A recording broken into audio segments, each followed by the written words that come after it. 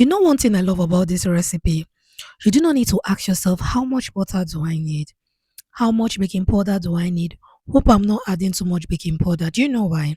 For this recipe, we are not using butter, neither are we using baking powder. Welcome back to Debbie's Kitchen. So I added in a half cup of evaporated milk, one medium to large size egg, and my vegetable oil into my cup.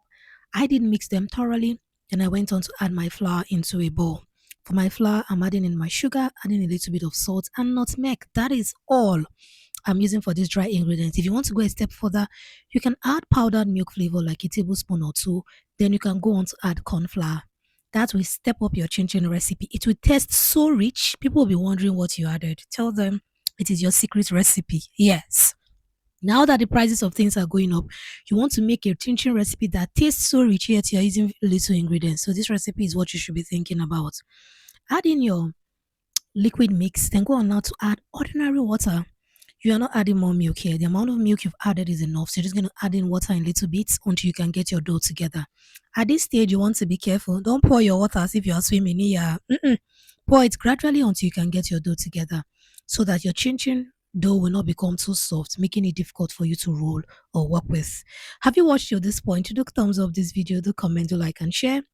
These are my commercial recipe series. I've been making this recipe series for a while, whereby I'm making Nigerian snacks without using butter and using vegetable oil instead. I've done for puff puff and I've done for buns, and now I'm making for Nigerian chin chin recipe. So you have to stick around. After rolling your dough till flat, make sure your dough is not too flat. Make sure it has some level of thickness, because since you're not adding baking powder, your dough is not going to proof much. So when it's a bit chunky or thick, your dough is going to come out looking really rich, as though you added baking powder to it.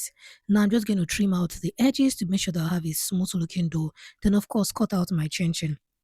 Cut it. At this point, I wasn't really cautious of how slim or how tiny or how fat my cut was looking.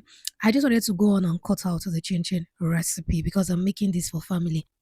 And if you're looking for sharp chin chin recipe for your family and you do not want to do too much, this is a recipe that should be top on your list. After cutting out my chin chin, it should look like this. I'm going to go on now to fry on fairly hot oil straight away. It doesn't take time.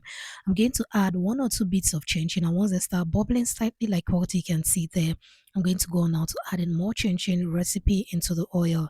You can just stir because you do not want your chin chin to pile up on each other, causing them to get stuck to each other. After frying for a while, this is what we got at the end of the day. Can you see this beautiful chin?